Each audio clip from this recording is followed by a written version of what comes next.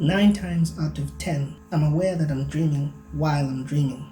These are called lucid dreams. Now, a decent number of people in the population are able to have lucid dreams, but the vast majority aren't aware that they're dreaming while they're dreaming. So this dream state is essentially to them reality only up to the point where they wake up.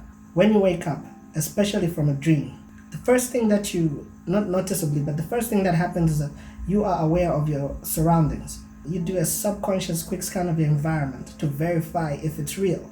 You look around your bedroom, you see everything is in place, and then afterwards you make a decision that this is my bedroom and everything is as it should be. So this is real. And then the third thing follows, even for lucid dreamers, is acceptance. You accept this reality as your waking state, and so that becomes real to you.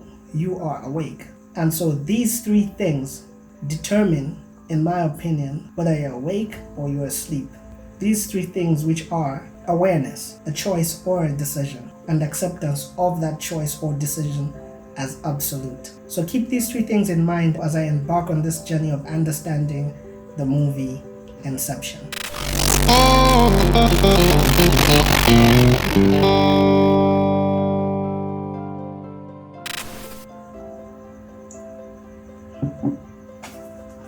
Hi everybody, welcome back to my channel. Izukanji Kashiwa here, but since we're all friends, you can call me Izu. If you're new here, I talk movies, series, gaming, music, basically everything entertainment. So if you're into all of that, be sure to subscribe to this channel, hit the bell icon somewhere up here, just so that you can get that content first. Do all of that good stuff. So let's get into it. Understanding the movie Inception. Christopher Nolan, to me, can do no wrong since he made Momentum. I mean, this is the guy that brought us the Dark Knight series. How can he... Different story. But today I want to look at his 2010 masterpiece, Inception. The plot of this movie, basically, if you look at it from the surface, this movie revolves around Dominic Cobb, played by Leonardo DiCaprio. His character and his team, they are extractors. They basically perform corporate espionage using experimental military technology to infiltrate the subconscious of their targets and extract information through a shared dream state, which is brilliant. It's a brilliant concept. Now, their latest target, Saito, reveals this mission was a test to assess Cobb's competence in a seemingly impossible mission, which is to implant information into the subconscious of a target, or otherwise known as Inception. In order to perform Inception, Cobbs explains that you have to access the deepest parts of someone's subconscious and implement that idea in its most basic form so that it could take root and grow as the person's own. Saito wants Cobb to convince Robert Fisher, the son of his ailing competitor Morris Fisher, to dissolve his father's company after his death, meaning Cobb has to plant this idea in Robert Fisher's head, which will in the future make him dissolve his father's company. And in return, Saito promises Cobb to get rid of his criminal status that prevents him from returning to the United States and being with his children. So of course Cobb accepts this mission because it gives him a chance at freedom again. So he assembles this team. Arthur is his right-hand man. This is the guy that organizes and researches all the missions. Arthur is played by Joseph Gordon-Levitt. Gordon-Levitt describes the character Arthur as the producer to Cobb's art. He's the guy that says, okay, you have your vision, now let me go out there and figure out where the nuts and bolts go so that you can do your thing. And then there's Ames. Ames is played by Tom Hardy. He is this sharp-tongued long-term associate of Cobb, and he essentially can do anything. He's an identity thief. He can forge anything in this dream state. He can make anything seem real in the person's subconscious. So he's basically a forger. To be more accurate, he's a forger. He's into identity theft. And then another member of his team is Yusuf. Now, Yusuf is a chemist. He has a formula for a sedative that is able to stabilize the dream within a dream sequence that they need to perform Inception. He is this avant-garde pharmacologist who is a resource for people like Cobb who don't want their work regulated or supervised or monitored by anyone. He is essential because it sort of allows Cobb to do his not so legal work without worrying about red tape or jurisdiction. And then of course there's Ariadne. Ariadne is an architecture student who is hired by Cobb to essentially design the dream labyrinth, the structure of where this elaborate plan is going to lie, the foundation of everything. She designs everything that everybody in that dream state is going to see or experience. And this, I think, is another part where Nolan was very insightful. He creates this character, Ariadne, who sort of acts as a proxy to the audience. Ariadne isn't familiar with this world, so as she is learning about this dream state world and how they infiltrate dreams and implant idea, or the possibility of implanting ideas or extracting information, as this is being explained to her, us as the audience also get to experience this and also get to learn as she is learning. So I think that was very genius of Christopher Nolan, because the audience, us, we also got to learn what he's trying to portray and how he's trying to portray this shared dream state world to us through the characters explaining it to Ariadne. Cobbs recruits Ariadne through his father-in-law, Professor Stephen Miles, brilliantly played by Michael Caine. Now, Ariadne, being the architect that designs everything that this plan is hinged on, in the process of her training, soon learns that Cobbs houses this invasive projection of his late wife Moore in his subconscious, and which proves to be problematic for anybody in Cobb's subconscious.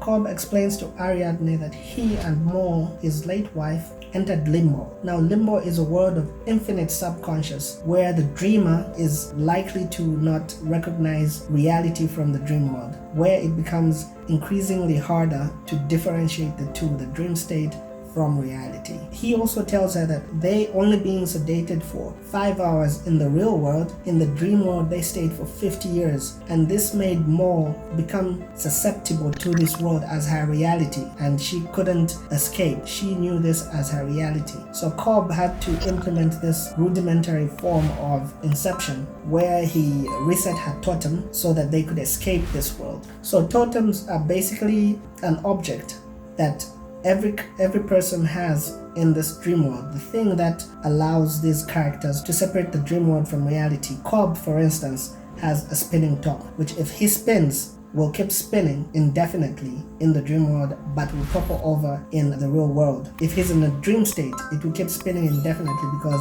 obviously laws of physics don't apply in a dream world. But in reality, the laws of physics won't allow a spinning top to keep spinning. It will have to topple over at some point. And that's how he could tell the dream from reality. Arthur at some point also explains to Ariadne the essence of a totem and how each individual is supposed to have this totem to let them know what's real and what's not. And the differences should only be specific to the individual who possesses that totem. The weight, the balance, every little detail should only be known to the person who holds the totem so that they can be able to tell reality from dreams. So with Moore unable to tell the difference between what was real and what was not, Cobb is forced to reset her totem so that they could escape this world. But even after they escape, Moore, his late wife, is still convinced they are still dreaming. And in her mind, the only way to wake up from this dream is killing herself. And she plans it in such a way that she commits suicide and frames Cobb, her husband, so that he could do the same in her mind, waking him up as well. But not realizing that she had stayed in this dream world for too long that she was unable to tell what was real from the dream world. She commits suicide and dies, so Cobb is forced to flee for an indefinite period of time. And this is why Saito's proposal to him was so appealing, and he had to take it to get an opportunity to return to the United States and reunite with his children. By the end of his final job, the job that Saito gives him to perform Inception, Cobb makes peace with Mo's death and doesn't carry this burden of responsibility over her death. He knows that she made the decision, and he somehow manages to accept this while performing his last job for Saito. Ariadne kills Mo's projection in Mo's subconscious and wakes up Robert Fisher at the third level of the dream, allowing him, Robert Fisher that is, to come in contact with the planted idea. And this idea is planted through his father, Maurice Fisher, asking Robert to be his own man and make his own decisions.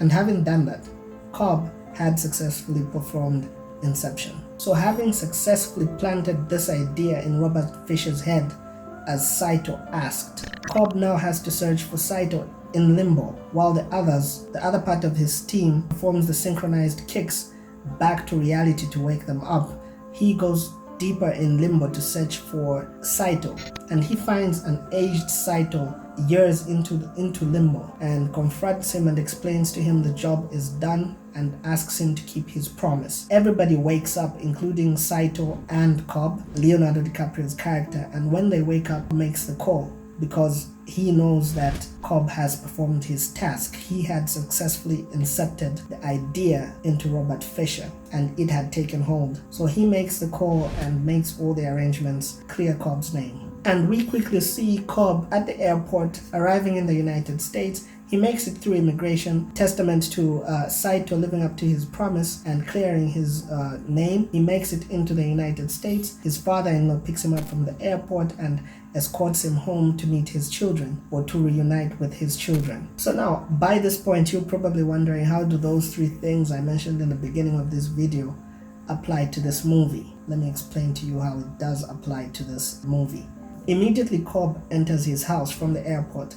Immediately he enters his house, you see him scanning his environment. You see him being aware of his environment, and that's the first thing, awareness. You see him scanning his environment for anything out of place or anything that will let him know that this is a dream. But of course, he is aware of his environment, but out of habit, obviously, he spins a stop. This is what has told him what is real and what is dream. But only this time, instead of the Cobb that we have experienced in the past for most of the movie, that we experienced as this anxious Cobb who is rushing to see the results of the spinning top or has a gun to his head ready to shoot and blow his brains out if the spinning top doesn't topple over. Here he's calm. The top is spinning, but he's more focused on his kids. And in the past, we've seen Cobb see his kids but not really look at them, at least not long enough to see his kids' faces. He would avoid looking at them for a long period of time. He would quickly look away. He didn't even tolerate the possibility of that being real. He would quickly look away, but this time, he looks at his kids long enough to see them turn to him so that he could see their faces. And at this point in the movie, I think this is where the magic happens, this very point, and I think this is the essence of the entire movie. The essence of the entire movie lays in this period right here. Because notice what happens. He is aware, we already noticed the first thing, he is aware of his environment, but he still spins the top to know if he's awake or he's dreaming. But when he spins it, he does not wait to see the results of the spinning top. He looks at his children. This time does not look away, and the children look back at him. And in this moment, the second thing happens. He makes a decision or a choice that what is happening here is real to him. And that's the only thing that matters, that it's real to him. His children, their smiling faces, and that reality is real to him. To Cobb, that is real. And he walks away from the spinning top. He doesn't wait to observe the results, whether it falls or keeps spinning. He doesn't keep looking at it. He walks away and embraces his kids.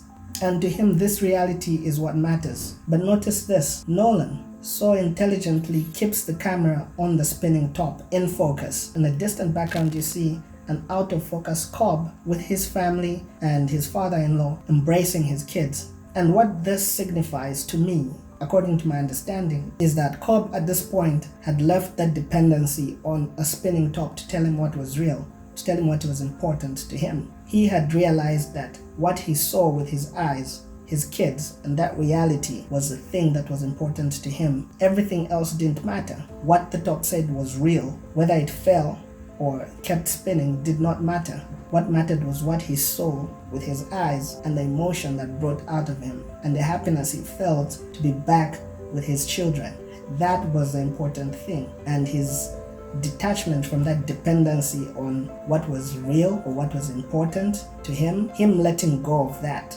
I think that's the essence of the movie. Him not depending on something else to define reality for him, but only depending on what he was aware of, what he decided was real, and what he now has come to accept as his reality. So in the final sequence of the movie, Christopher Nolan's camera is focused on the spinning top, in focus. and slightly out of focus in a distant background you see Cobb and his family embraced and he's a happy man. The top is still spinning. It's you, the audience, who's still engaged, who still wants to know whether the top is over or keeps spinning. Cobb in the background, as you can see, is not interested. He is happy. He is aware of his surroundings. He has determined that this is real and made a decision or a choice that this is my reality, nothing else matters. And he has accepted this choice to be absolute, to be the undeniable truth, to be fact. So the debate only remains with the audience. But in that, we neglect what has actually happened. His shift from the dependency of a spinning top to tell him what is real to him just being aware of his environment, making a decision that this is real. What's important to me is my family, my kids, and accepting that decision as absolute. That's it. Alright, that's it from me. Be sure to subscribe, be sure to hit the bell icon so that you can get the content first. And as always, dare to be great. See what happens. Peace.